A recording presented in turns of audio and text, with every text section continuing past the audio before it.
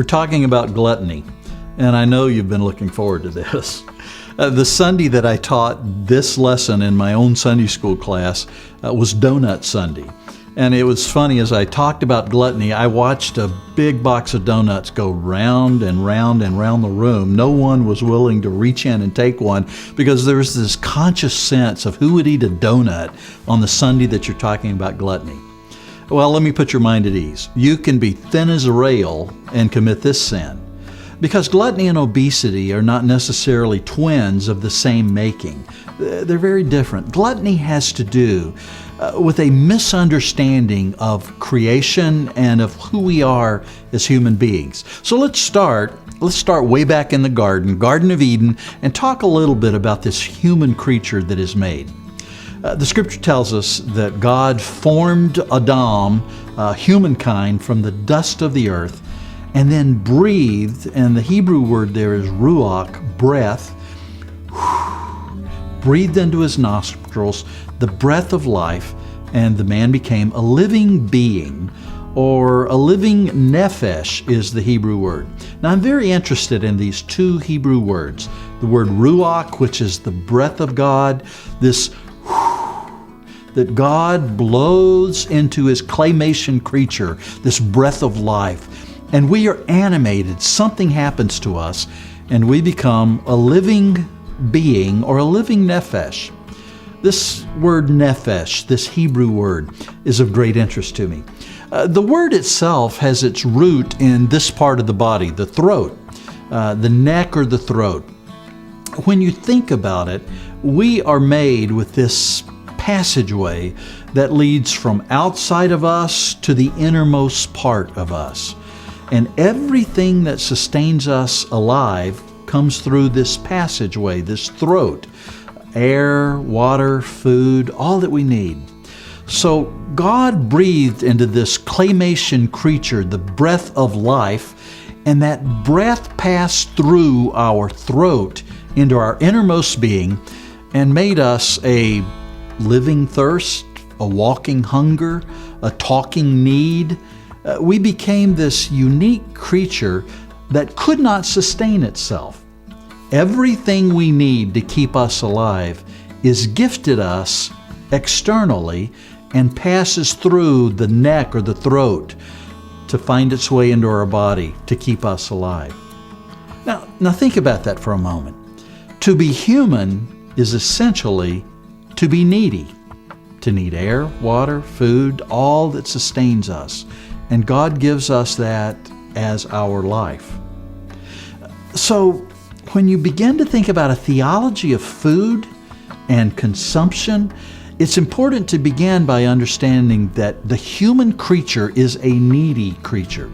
And while we talked a few sessions ago about the fact that it's probably wrong to define humankind as sinful and to equate those two as if to be human is to sin, it's not wrong to say to be human is to be needy.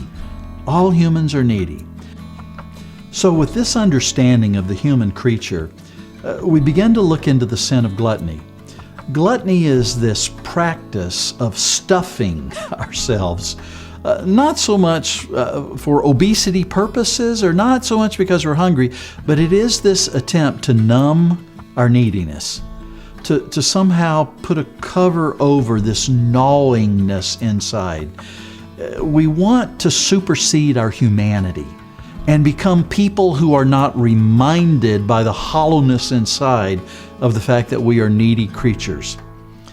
Adam and Eve in the Garden of Eden again. They reached for the forbidden fruit because something within them said, you are a dependent creature. You are a needy creature. Your Creator has to feed you over and over and over again. And the thought of reaching for what was forbidden was that maybe we can eat of this and we will no longer be these needy creatures, but we will be like God Himself, who does not need to be fed in this way. Our theology of food is all out of whack when it comes to this sin of gluttony. And we think that somehow carbohydrates and proteins and calories, somehow rather than this reminding us of our neediness and sustaining our life, somehow it will numb that if we can just consume enough. I remember it wasn't long ago, and I was kind of carrying around in my head a problem I couldn't solve. And it was just bugging me. I couldn't get to the answer, the resolution to this. And I caught myself several times a day, for no conscious reason at all, just standing up from my desk at home and walking to the refrigerator, opening the refrigerator door and standing there in front of the refrigerator, surveying all the food in the refrigerator. I was not hungry. I was not conscious of being hungry. It wasn't mealtime. There was just this sense that something was gnawing inside and I couldn't resolve it. And some kind of habit within me was sending me to the refrigerator. And what I caught myself thinking was, I'm wanting to numb this thing I can't resolve, to make it go away. The sin of gluttony is eating for reasons other than to sustain our life, or because it's mealtime, or because we're hungry. It's eating because we're anxious, or eating because we cannot resolve things in our life, or eating because we've lost power over the issues of our life, and we can at least have power as to what goes into our mouth. It's eating to bring ourselves to a level of non-anxiety, because we're so satiated that we no longer care as much about this. One of the things I've learned, though, about the sin of gluttony is dieting is not the answer. Because dieting, if it does anything, it puts food on a higher pedestal. Now we pay attention to food in every way. We count its points, or we count its calories, or we walk around anxious about eating too much or eating the right things all the time. And food, rather than being put in its right place, is actually turned into something of an enemy that we have to pay attention to all the time. And we lose that sense of the appropriate place that food is to have in our life. When we think about Jesus and his earthly ministry, much of it happened around a table.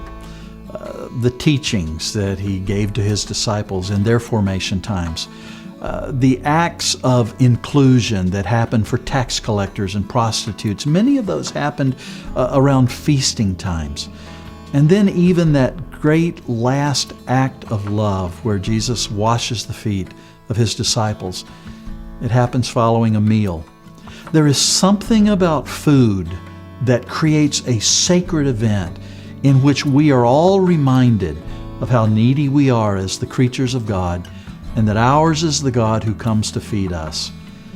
And then the church has that wonderful celebration that we call Eucharist or communion, the gathering around the table of the Lord. We don't gather there because we're stuffed. We gather there because we recognize we're needy. We need the very life that God feeds us with out of his own blood and body. And the food that we have is the food that God gives to us, and we are nourished in that very act of communion. The great hope that God has given to us is that it will be a great celebration meal at the end of time, in which the banquet will be sumptuous and no one will eat alone, and we will gather at this table of the Lord to celebrate the fact that every needy creature has found its satisfaction in our Creator. Don't tackle this sin of gluttony by dieting. Don't tackle it by counting calories. Tackle it by understanding a biblical theology of food and what it's meant to do.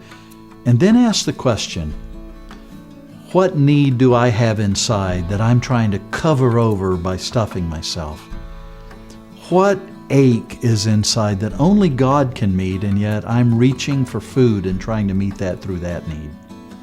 Find the answer to those questions, and you'll be well on your way to accepting food as a great gift from God, given to you to remind you of your neediness and to satisfy you in the process of it. Is there another donut left?